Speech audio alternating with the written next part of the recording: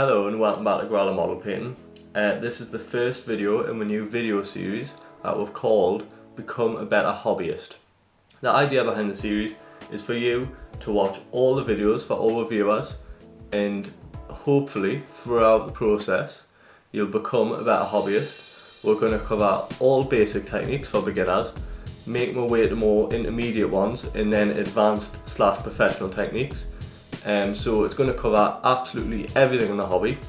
It's going to be quite a big video series, and we're hoping that we can maybe get 1 or 2 videos out per week so you can keep up to date with the series quite regularly. So as this is episode 1 and the first episode of the series, today we're talking about equipment. So what kind of things you need in the hobby. So things like paint, paintbrushes, glue, tools, all that kind of good stuff. So I'm going to cover the basics of what you actually will need to start doing the hobby, and I'll be covering extra things, so things you might not have already. You've been in the hobby maybe about a year, and things that you're looking to buy, you're not sure what to buy. I'm going to cover all that kind of stuff in this video too. Okay, so first let's cover what I consider to be one of the most important parts of the hobby, is your tools. Now I quite like the Citadel tools. They can be pricey, but they are worth the money. They do last a lot longer than the other types of tools you can buy. Now, this is one of the most important tools. Most people have them, but I'm going to cover it anyway. To remove the models from the sprues effectively, you do need a good pair of clippers. Next things you're going to need, things like hobby blades and tools like this. Now, I use this as a mold line remover. So we will cover removing mold lines and preparing models later in the series, but these are the tools that you will need to do it. So a hobby knife is handy. I just use a standing knife because it's cheaper and you can replace the blades. So that is removing sprue lines, sprue marks, things like that. And then a tool like this can also come in handy, really cheap as well, for removing your mold lines. Now I use one of these because these heads are interchangeable. They cost 20 pence each, and as soon as it gets blunt you can just go and buy a new head for it. Whereas if you buy the Games Workshop ones, you cannot actually replace the heads once it gets blunt. It's a useless tool, so these are actually quite a lot better than the Games Workshop ones. Other tools you might be interested in, a little hobby drill. Now this is excellent. This is a Citadel one.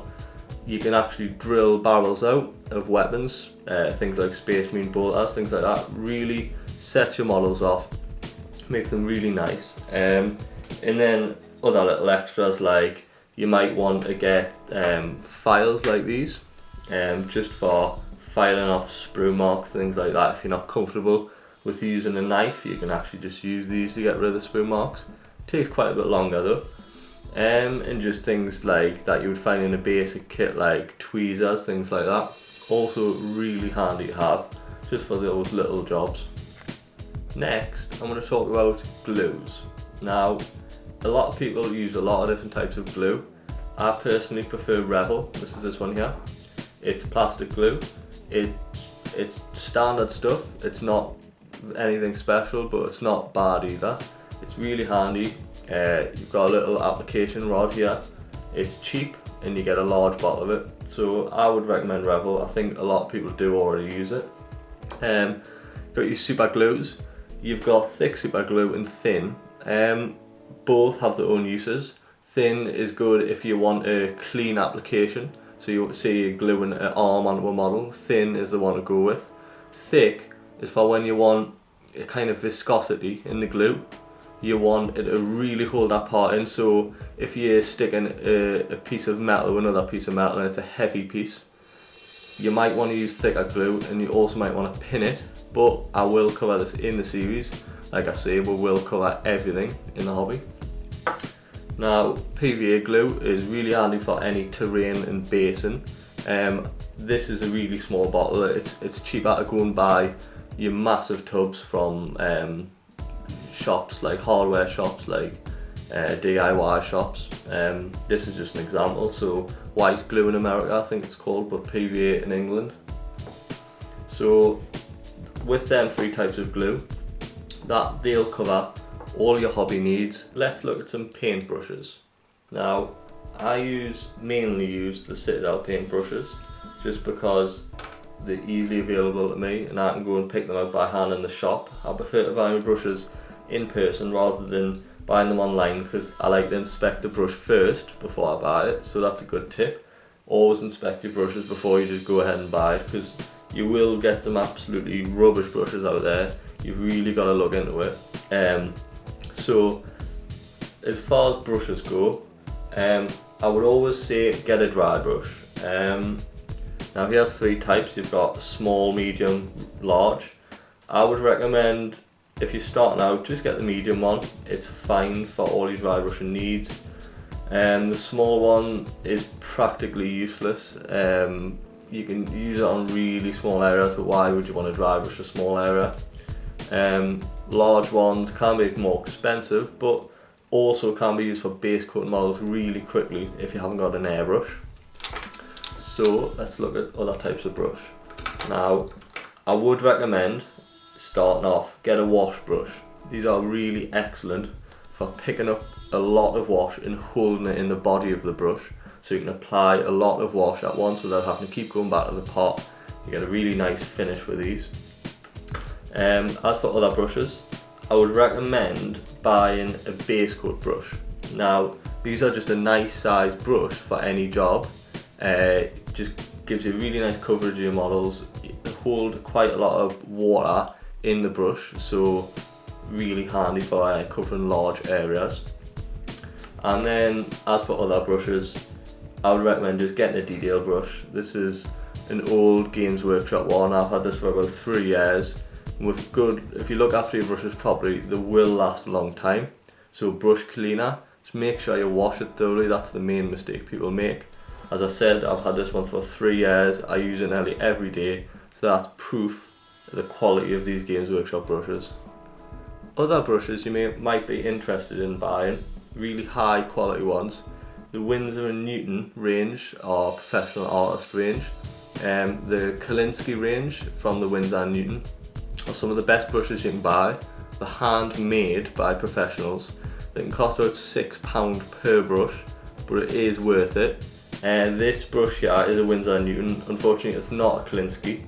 I do want to buy some, but at the moment I don't feel like I need any. But they are, I would definitely recommend the Kolinsky range.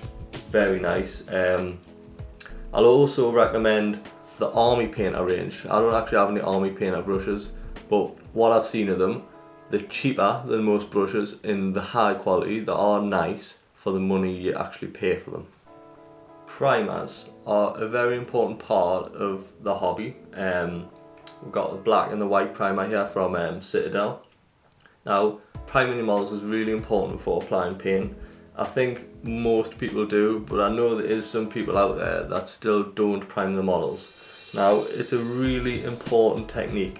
It gives the model a really nice finish, coat of paint, so when you start applying your paint, it goes on without any issues. You can water down your paints. So if you don't use a primer and you're painting straight onto the plastic, your paint just won't stick to it properly, and it'll all kind of gather together and it won't give you a finish on the model that you want.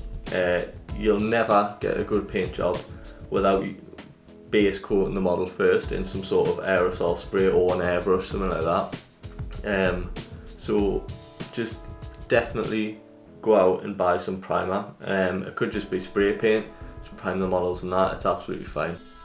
If you prime your models in white paint, it'll give kind of a lighter colour when you paint over that, as long as you water your paint down enough. The opposite being the black, it'll just make it look a bit darker. So depending on what type of model you're painting, what colours you're painting, you pick your spray paint accordingly. So for example, if I wanted to paint a tower fire area, I might consider spraying them in white first, because I'll want a really nice kind of glow on the yellow armour. However, if I was painting your normal ultramarine, I'd probably prime them black, because I'd want the blue to be a bit darker. So that is how you choose what kind of spray paint you would like. Okay, so let's get on to paints. This is probably the most important topic when you're starting the hobby, which paints to buy. Now, I prefer the Vallejo range. I'm showing Citadel paints because they are the most popular, they are the most accessible. Most people use Citadel, especially the new range. That I do prefer Vallejo game colour. I know a lot of people that do prefer that as well.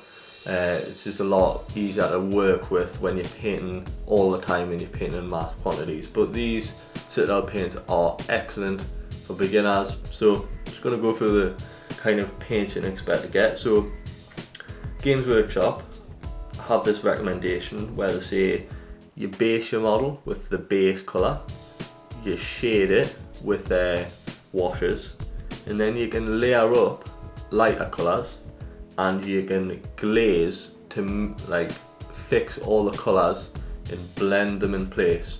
So this technique is really good for beginners, as I've said before. It's definitely worth taking the advice into consideration. They give good advice. For more advanced painters, this just doesn't cut it. It doesn't work as well. If you want a really excellent finish on a model, as you'll know, you can't follow this kind of thing. You need to use more advanced techniques. Now, I'm just for beginners who don't know what these paints do, I'm going to cover that now. Base paints are generally a bit thicker. You put them on the model first.